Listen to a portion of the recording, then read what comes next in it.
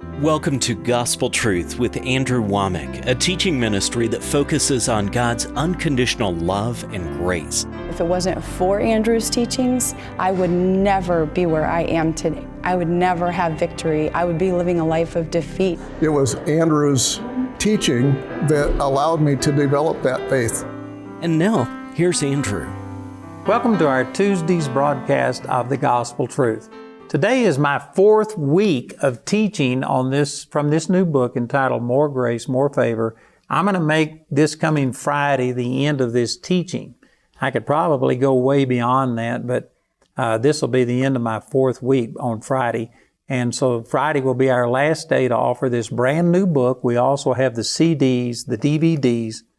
And if you request either the book, the CD, or the DVDs, you can also request this self-centeredness pamphlet free of charge. And this is really powerful. So I've been teaching on humility primarily because it says in James chapter 4, verse 6, "But God giveth more grace. Wherefore it said that He resists the proud, but He gives grace to the humble." And I've also used the scriptures out of 1 Peter chapter 5, which say the same thing. It's just in a little different way. So the way to get more grace is to humble yourself. And so I've been teaching on humility, and I've countered a lot of things. There's so much misunderstanding about what humility is. They see that as being something that's weak, and that's not what it is at all. They see humility as having low self-esteem. That's not what humility is at all. Jesus was humble, meek, and lowly of heart. Jesus humbled Himself before God. And it wasn't because there was any inadequacy or any negative thing in Him at all. Humility, I've been defining humility in lots of different ways. It's obedience to God. It's exalting God. It's giving credit to God instead of taking credit to yourself. It's being thankful. I've talked about all of these things. And what I want to do today is to start talking about that if you understand what true humility is and you humble yourself, it will make a difference in the way you judge things and people. It will affect your interactions with other people if you're operating in humility. Let me share these verses with you out of Matthew chapter 7. This is Jesus speaking, and He says, "Judge not that ye be not judged, for with what judgment you judge, you shall be judged, and with what measure you mete, it shall be measured to you again. And why beholdest thou the mote that is in thy brother's eye, but considerest not the beam that is in thine own eye? Or how wilt thou say to thy brother, Let me pull out the mote out of thine eye, and behold, a beam is in thine own eye? Thou hypocrite, first cast out the beam out of thine own eye, and then thou shalt see clearly to cast out the mote that is in thy brother's eye." Boy, those are powerful passages. And you know, these verses have been used, and some people will say, "See, you aren't supposed to judge." That is not what this says. Matter of fact, it says right down here, it says, "First cast the beam out of your own eye, and then you will see clearly to cast the mote out of your brother's eye." This isn't telling you not to judge. It's saying to be careful with your judgment, because the way you judge is the way you will be judged. He will show mercy on those that have shown mercy, but those that have shown no mercy shall receive no mercy. And let me just share with you some scriptures here where it's commanded that we should judge. In Luke chapter 12 and in verse 56, it says, "Ye hypocrites," this is Jesus speaking. He says, "You hypocrites, you can discern the face of the sky and of the earth, but how is it that you do not discern the signs of the time? Yea, and why even of your own selves judge ye not what is right?" Jesus right there said that we are supposed to judge what is right. And if you look in the book of Revelation, in Revelation chapter 2, there were two of the different churches that the Lord judged the pastor of the church, because He says, "You have not judged Jezebel, and you haven't dealt with these situations." And because of that, God was bringing judgment upon them. And then in John chapter 7 and in verse 24, the scripture says, "Judge not according to the appearance, but judge righteous judgment." That was Jesus speaking. And I could go on and give you other examples. But the Scripture says that we are supposed to judge. We are supposed to, matter of fact, 1 Corinthians chapter 5, they had a man in the church who had committed incest with his father's wife. It wasn't his mother, but it was a stepmother. And Paul told the church, he says, you should have judged this person. And even though I'm not present, I have judged already that he that has done this thing, you should turn him over to Satan for the destruction of the flesh, that his spirit should be saved in the day of the Lord. And so there's many scriptures that talk about we are supposed to judge. People were rebuked for not judging. So this is a total misapplication of these scriptures to say that you aren't supposed to judge. You know, you have to make judgments all the time. When the light turns, you have to make a judgment. Am I going to go through this intersection? Do I have time, or do I have to stop? That's a judgment. You sit there and you need to judge people all of the time. You know, I've got over 600 employees. And I'm not the one that hires everybody directly, but the people that I do hire and stuff, I make judgments. Is this the right person for the job? Should I put this person into leadership? Should I not? I have to make judgments all the time about what does God want me to do. So anyway, I'm just trying to destroy the misunderstanding about this, that some people think that we aren't supposed to judge anything. You need to judge. You know, if you're out walking at night and if you see a group of people coming towards you and they're all wearing hoodies and they've got chains and belts and batons and things like this, some people say, when I don't judge them, you don't know what's going on. It's true. I'm not going to judge them to the point of condemnation and say that these are evil people. I don't know what's in their heart, but I am going to make a judgment that it would be best for me to turn and go another way. If it's late at night and if I see a whole gang of people coming that are looking like a certain way, it's just a good judgment to head the other direction, to take some precautions and things like that. But here's where humility comes in. Humility has to make judgments, but you don't know why people do what they do.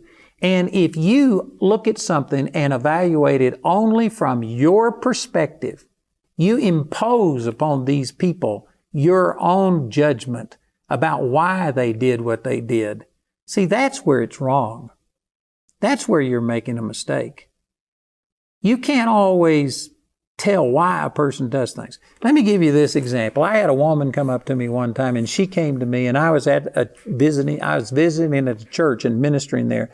And she came up to me and she said, the pastor of this church he treated me terrible. I said hi to him and he didn't even acknowledge me. He just walked right on by and acted like I wasn't there. And so she came up to me and says, that's wrong. He shouldn't have done that to me. Now see, that is a wrong type of judgment. Now, it may be accurate that she said hi to the pastor and he didn't say hi back to her, but she doesn't know why he did what he did. Did you know lots of times you don't even know why you do what you do? You make mistakes and sometimes you say and do things that you think, why in the world did I ever say or do that? And for you to sit here and judge other people why they did what they did, that's the type of judgment that the Lord is talking against right here. Now, it would have been appropriate for this woman to go up to the pastor and say, Pastor, I said hi to you and you didn't say hi back to me. Is something wrong? Have I done anything wrong? Is there a problem? Now, see, that would be appropriate. It's not like you have to just act like nobody ever treats you badly. People treat you bad all of the time, but you don't know why they do what they do. And if you claim to, and you sit there and say, well, it's because this person has just, they hate me or something. Here's another example. I went to Kansas City and held meetings there twice a month for, many, many years. And we developed a large crowd of people that came. And there was this one couple that they were always at my meetings, and they would come an hour or 2 hours early so that they could get the front row seat. They were always on the front row. They were always at my meeting, and you could just count on it. Well, like I said, I went there twice a year for many, many years. And anyway, the last time I was there, I called this couple out and I prophesied over them and I gave them some specifics. I mean, things that couldn't, it wasn't a general prophecy that was going to come to pass or that you could interpret it to make it mean many things. It was really specific. And I remember when I gave it, I thought, man, this is either God or I totally missed it because there's no way that this is a generic prophecy. So anyway, I gave them that prophecy. And then the next time I came back, they weren't there. They weren't on the front row. And you know what I did? I immediately judged why they weren't there. And I said, it's because of that prophecy I gave them. It was so specific, maybe something didn't come to pass exactly the way I said.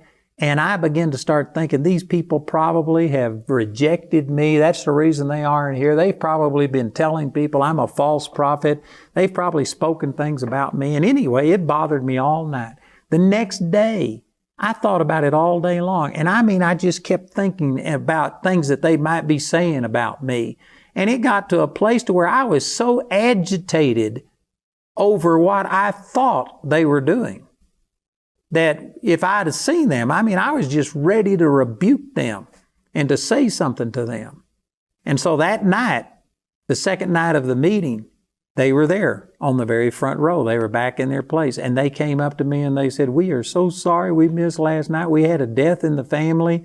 Otherwise, we'd have never missed. And everything was fine with them. And the prophecy that I'd given them came to pass. Everything was fine. But see, what I was doing, I was judging why they did what they did. I noticed they weren't there. There's nothing wrong with me noticing that. But to impute unto them why they weren't there, that's judging. And that is based on pride. That was based on me just speculating and doing my own thing. You know, one of the qualifications of an elder in 1 Timothy chapter 3, it says that you have to be sober.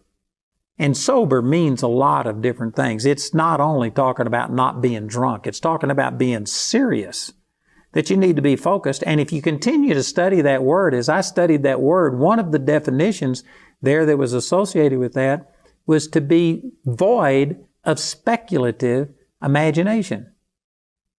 In other words, I can tell that a person may not come to my meeting, but I don't know why they didn't come to my meeting. And for me to speculate and to associate it with the fact that I had given them a prophecy and that probably not everything came to pass and they were now saying I was a false prophet and me getting mad and thinking about all the things I'd say to them, that's all speculative imagination. And it was unfounded. And I caused myself a lot of grief and sorrow because I was speculating about why people did what they did.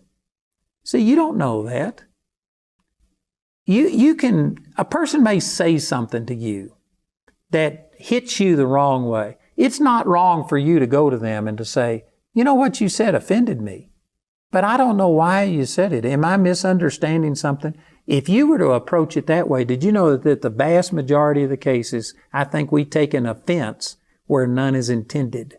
I know that I've done that to people. I've said something in jest, just joking with the person, and they got offended over it. And I didn't mean anything by it at all. And when I found out that I had offended them, man, I repent and ask forgiveness and things like that. So there are times that all of us just say or do something that's inappropriate and we don't mean anything by it. It's just our flesh. It's just fallen human nature.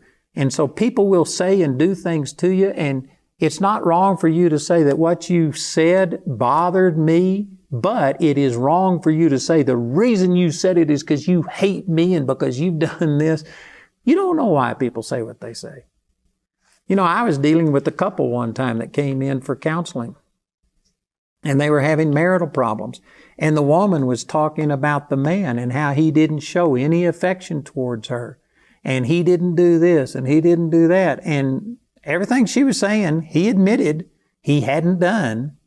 But the problem was that she was saying the reason he hasn't done this is because he doesn't love me, because he hates me and stuff. And I was sitting there listening to this, and the Lord just gave a word to me. And I spoke to her and I said, you know what? The reason your husband isn't affectionate and isn't doing these things is because he can't give away what he doesn't have.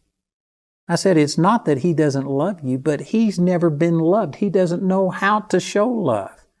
He needs a revelation of God's love. And when I brought this out, the man started crying. And I mean, the wife saw that, yes, he wasn't the person that she wanted him to be, but it wasn't because he hated her. It was because of his own things that he had been through. He had been abused. He had been treated terribly. And you just can't give away what you don't have. So see, she was correct in acknowledging that there was things in their marriage that was wrong, but to just attribute anger and meanness and malice to him, that wasn't the case. It was because he didn't know how to love. And so I started sharing with her. I said, you're the one who's received the love of God and has a revelation. You need to turn around and start showing this love towards your husband. And anyway, the end result of it was it totally transformed this marriage. So this is what this is talking about. If you were to humble yourself and get to where you're more concerned about the other person than you are about yourself, and if somebody does something wrong to you, you don't have to just ignore it and act like it didn't happen, but instead of imputing malice, anger, bitterness, wickedness to this person, just go up to them and say, what you did or what you said didn't bless me, but I don't know why you did it. Is there something wrong? Do you really hate me? Do you really have something against me? And if you were to approach it that way, did you know what? It would solve the vast majority of cases. I had an instance where there was a guy in our school, and the very first day of class, I got up and said something about the stock market. I can't remember now what I said, but I said something about the stock market. And this guy came up and he told me that he had two businesses on the stock market that I forgot what they call it. But anyway, he put his business on the stock market and he made millions of dollars off of it. And so anyway, he was showing me that he was well versed. And he says, what you said about the stock market wasn't right. So he corrected me. And I said, well, I'm sorry. I said, that's not my expertise. I was just making a point. The point I was making was correct. The illustration I used was incorrect.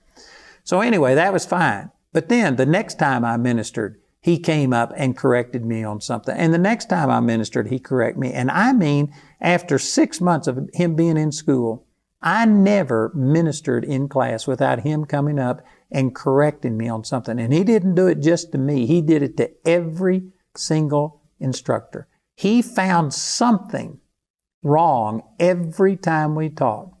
And the truth and the fact is, he was correct.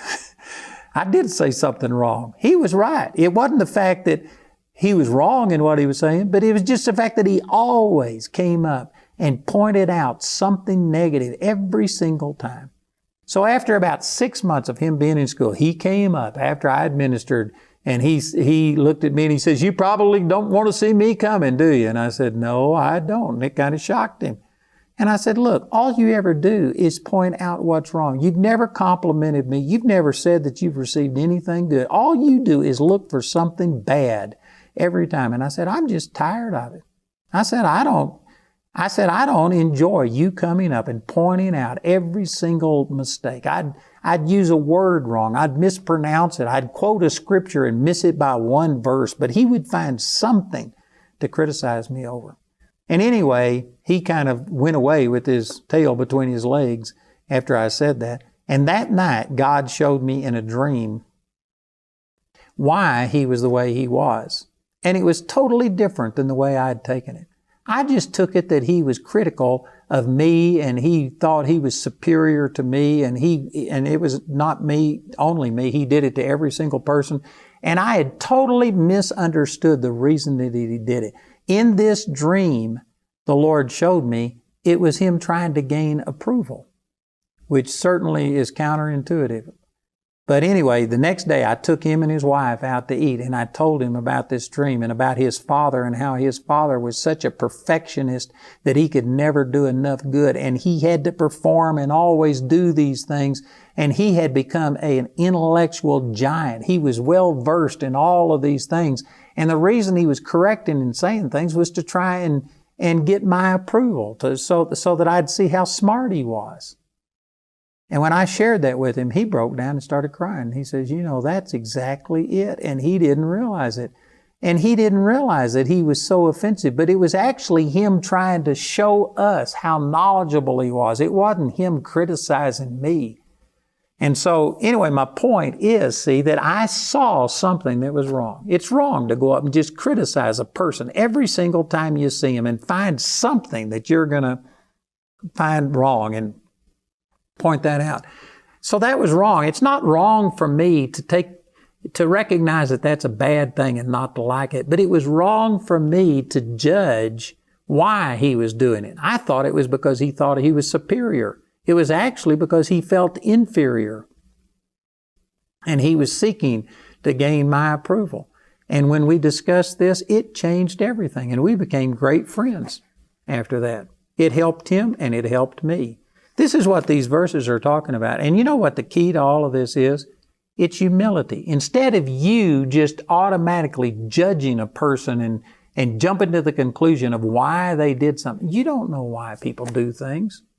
And so you just humble yourself. And instead of going with both of your swords drawn and ready to chop off somebody's head because you've already judged the situation and you know why they did it, just go to them and say, look, here's what happened and it didn't bless me. But I don't know why you did what you did. What's going on? Do you have something against me? Or again, I believe if you were to approach it that way, you would find out the majority of the time people just say things that they don't mean. And it wasn't malicious. And sometimes if they were malicious, the fact that you've humbled yourself will cause them to humble themselves. If you go to a person and you say, well, both of us were wrong. We shouldn't have done this, but I was wrong, but you shouldn't have started it. See, the moment you do that, you put that person on the defense. Instead, if you go and you say, look, I was wrong in judging you and the way I responded to this. Please forgive me. And maybe they were 90% wrong and you were 10% wrong, but don't mention that. Just say, only ask forgiveness for what you did. You don't have authority to ask forgiveness for them. So if you would go and say, look, I'm sorry, I'm wrong. And in your mind, you're thinking, well, I wasn't the only one wrong, but I'm the only one that can apologize for me.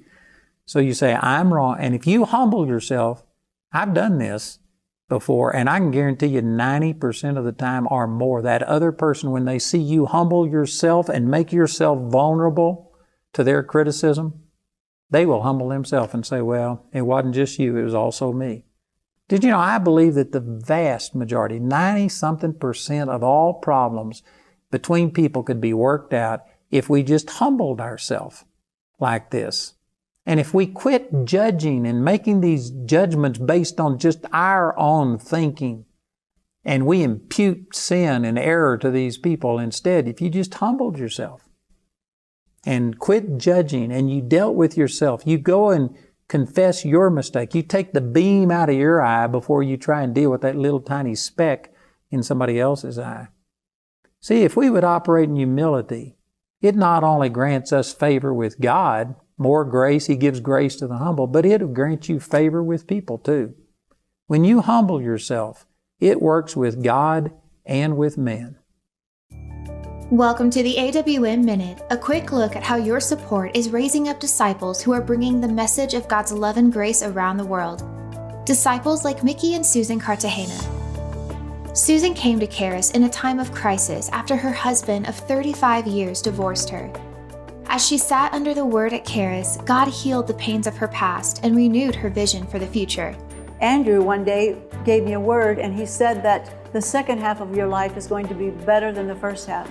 After graduating, Susan got married to Mickey, a fellow student, and together they now minister in Colombia, teaching the same truths that set them free. Thank you, friends and partners, for providing a place where people like Susan can get a renewed vision for their life and then go out and share it with others. To see their full story, visit awmi.net today.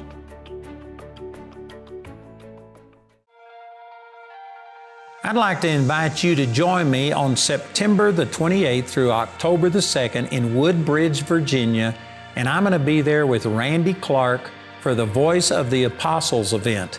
This will be my first time to be a part of it. We had Randy at our facility here in Woodland Park, and I tell you, God touched a lot of people's lives through him.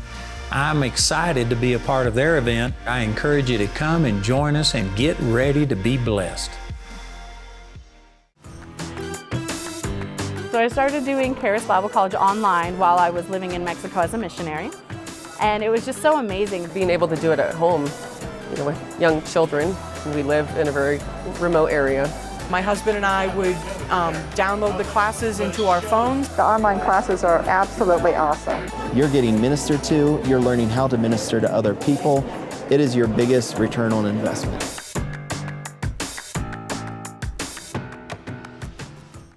Bring Charis with you wherever you go with our new Charis app. Free to download, the Charis app allows you to easily access everything Charis Bible College has to offer in one place. Receive exclusive Grace content and explore unique Charis features. Watch or listen to archived resources and teachings. Follow along with the Bible reading plan or listen to the audio Bible. Download your app today. Many of you know that we have built a 1,022 space parking garage to accommodate all of our people that come to our facilities in Woodland Park. And it was at a $23 million cost, and we are trying to get that paid off as quickly as we can. Well, I felt like the Lord spoke to me about encouraging 23,000 people to give a $1,000 offering, either a one-time gift or pledged out over a period of 10 months, $100 per month. If you would like to be a part of that, I encourage you to call or write, go to our website and join our 1K club. Andrew's teaching, More Grace, More Favor, is available as a brand new book or as a CD or DVD album made from our daily television broadcast. Each of these valuable resources are available for a gift of any amount when you contact us. This entire series is also available for audio download, absolutely free from our website. Or you can get the More Grace, More Favor package, which includes the book and your choice of either the CD or DVD album. This package has a catalog value of $50, but you can receive all of these valuable resources today for just $35. Also today, Andrew has a bonus offer. You can request the Self-Centeredness, the Source of All Grief booklet for free when you order either the book, CD, or DVD album from Andrew's new teaching, More Grace, More Favor. The free booklet is limited to one free per household and is only available in the US, UK, Canada, and Australia. Go to awmi.net to see all the ways you can get these teachings. Or you can call our helpline 24 hours a day, 5 days a week, Monday through Friday at 719-635-1111. To write us, use the address on your screen. We appreciate your generosity and hope to hear from you today. I want to let you know that we have now started a Charis Daily live Bible study. We've been doing a Bible study every Tuesday night live for about 2 years, but now we have 5 days a week. We've varied the times so that we can accommodate anybody's schedule, and it's going to really be good. We're going to use our instructors from the school, and it'll be a blessing. So remember, we now have a Charis Daily live Bible study 5 days a week.